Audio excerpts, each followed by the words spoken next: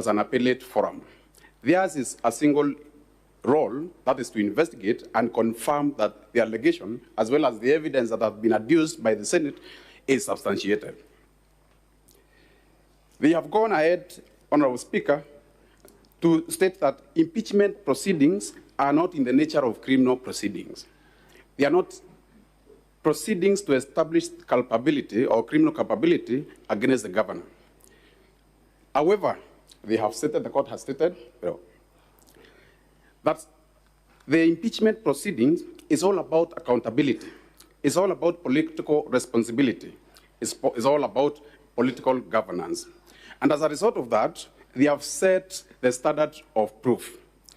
Unlike in criminal cases where the standard of proof is beyond reasonable doubt, the proceedings of impeachment, it is not required to prove beyond reasonable doubt. Indeed, the Senate went ahead and stated that the proof is way below the standard of, way below that of a balance, beyond reasonable doubt, but slightly above that of a balance of probability. In the fullness of time, Honorable Speaker, Honorable Members, we shall produce evidence upon your leave to call evidence that to prove that the governor has failed or breached the political responsibility. She is in breach of political accountability, she is in breach of accountability, and she is in breach of political governance in a manner that warrants her impeachment. We shall again demonstrate to this Honorable House that the conduct of the governor over time, over the 1 year she has been in office, has not been beyond reproach as is required. The conduct of a state officer should be beyond reproach. Indeed, it's likened to that of a sister's wife. But instead, or to the contrary, the governor has behaved in a manner that has been construed by this House as well as the court to amount to an impeachable conduct. We shall demonstrate that one upon the opportune time, Honorable Speaker, when we shall be required to call evidence and adduce, to call witnesses as well as adduce evidence. We shall demonstrate, Honorable Speaker, that the governor, a once a pedigree person, has disastrously turned tragic and has been likened in Meru County to King Saul. We shall demonstrate that the relationship between the governor and the people of Meru, the relationship with the governor and the leaders of Meru, both elected and political and non-political, our relationship with women organizations in Meru, our relationship with all actors, including the informal government called Yake and all other leaders, including our deputy, has irretrievably broken down. And that therefore, there exist irreconcilable differences between the governor and everybody, all actors within Meru. We shall demonstrate that one clearly, Honorable Speaker, when we will have a chance to adduce evidence. We shall also demonstrate to you in the fullness of time how the governor has placed the county resources that is appropriated by this Honorable House to Meru County has been placed under the custody or under the domain of our relatives, and that's a relative with very close blood consanguinity, that is sister, brother, for one reason, Honorable Speaker, to plunder it. To plunder it. We shall demonstrate how Meru County having a very high prevalence of cancer, and it is even said that we top in the entire world, not even in the country, which has been prevalent for quite a long time. Meru has been leading in cancer.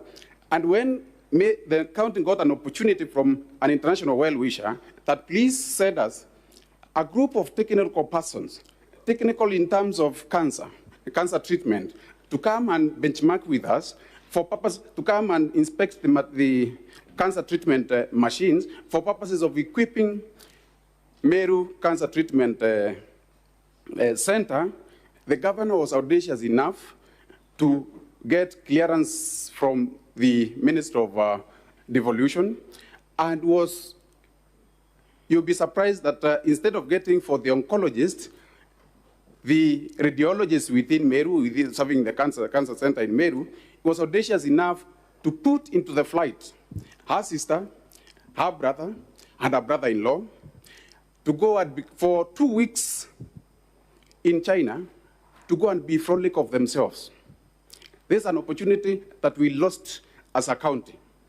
It's an opportunity that we lost to equip the only cancer center that we have in Meru. We shall demonstrate that one at the opportune time.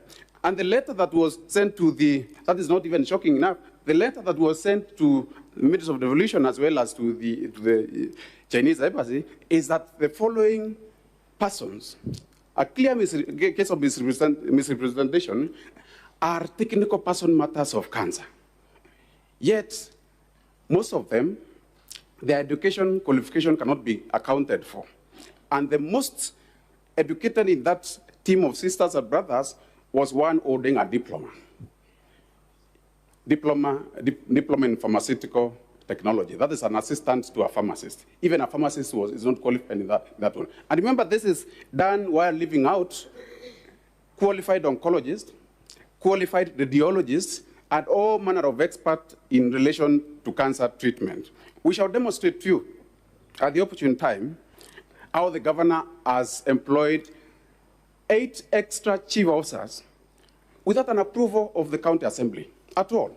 It's like the president appointing a minister and do not subject him to the National Assembly for approval. These chief officers, most of them are completely unqualified. They don't even have the minimum requirements, the minimum academic requirements. We shall demonstrate when you be asked to call, allowed to call evidence. Our governor has used our Kolea program to pseudo government money. We shall demonstrate at the opportune time how government vehicles have been staged to pursue the Kolea programs, which is a program not meant to help people, but to vilify leaders and other persons who are assumed not to be, to be raising any issue. We shall demonstrate at the opportune time how the governor has used her sister and her brother to swindle the government money to the tune of, just a cursory look at it, 78 million shillings going to an individual in the name of prepayments. Prepayments. Where a sister would owe 8 interest in 1 day. In 1 day, 8 interest in 1 day. We shall demonstrate that one when we'll be required to call evidence. We shall also urge you, Honorable Speaker, that the governor in front of you is not the first-time offender. He's not a first offender, and indeed she's a repeat offender who does not require or does not deserve the favors of this court. Honorable Speaker, I will also reiterate the role of Senate as far as devolution is concerned.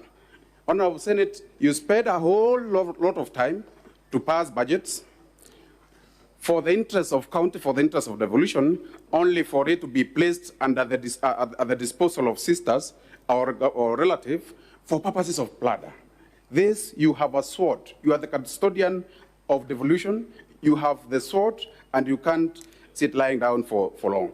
You spare the rod, and the child will be spoiled. We shall be asking you to please crack the whip against the governor for the interest of Meru. We will be faced with 2 competing interests. 1, devolution to work in Meru for the interest of Meru, and number 2, to help the governor save her private job. Good thing is that will be public interest. You'll be confronted with a public interest against a private interest. Kindly save the governor, save the Meru at the expense of saving the governor. My apologies, Your my apologies. Certainly, save the Meru, save the entire people of Meru, and not the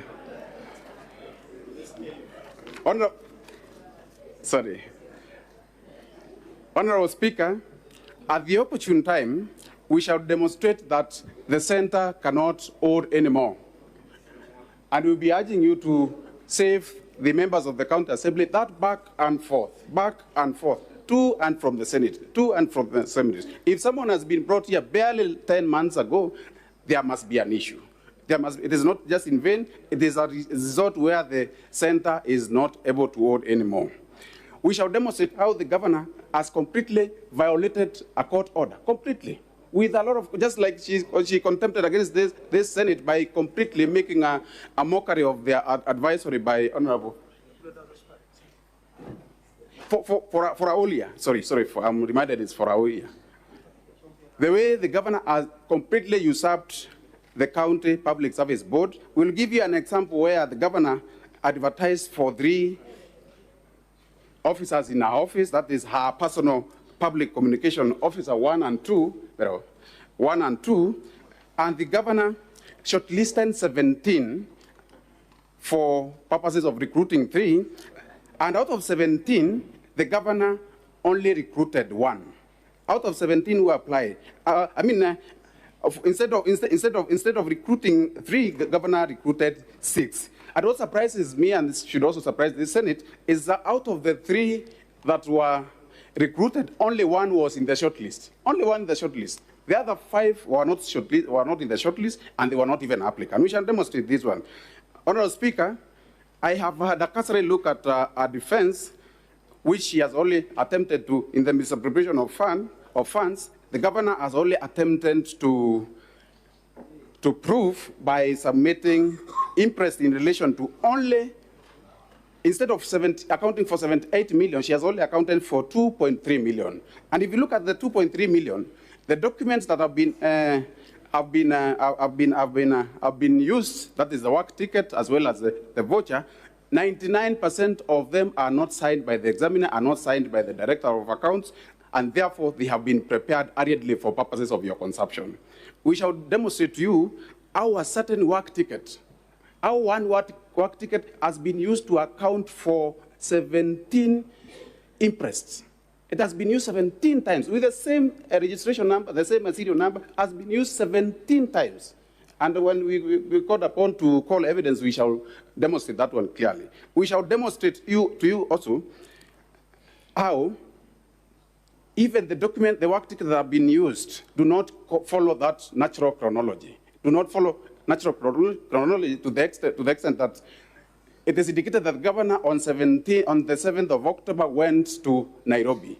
The next which follows is 10th of October. And the next that follows, you find it is 4th of April, a year after. You started wondering whether the governor was able to return, the whole access back to some months ago. That is clearly demonstration of forgery. You look at our document, you'll be surprised that she has 0 defense. What she has is just a mere counterclaim. You are asked, why did you steal this government money? Oh, you say during yake. Why did you say this one? Oh, Honorable Poro Abodi. You ask, why did you usurp the powers of the county assembly? Oh, the deputy speaker. You ask this one, oh, that. Instead of clearly saying, I have not done this, and this is the evidence to that effect. We shall demonstrate. I remember I was taught by the Honorable Senator, Professor Tom Ojenda, who told us, at least if you decide to answer a wrong question other than the one that was asked, please try and answer it correctly. And instead, the governor did not address the defense, the claims, and in her defense, she produced her own counterclaim in form of, I don't know, it's a motion to impeach who, and answered it wrongly. It's a double jeopardy. You get the question wrong, and you answer it wrongly. So, Honorable Speaker, with that, because of the interest of time, we shall be at the opportune time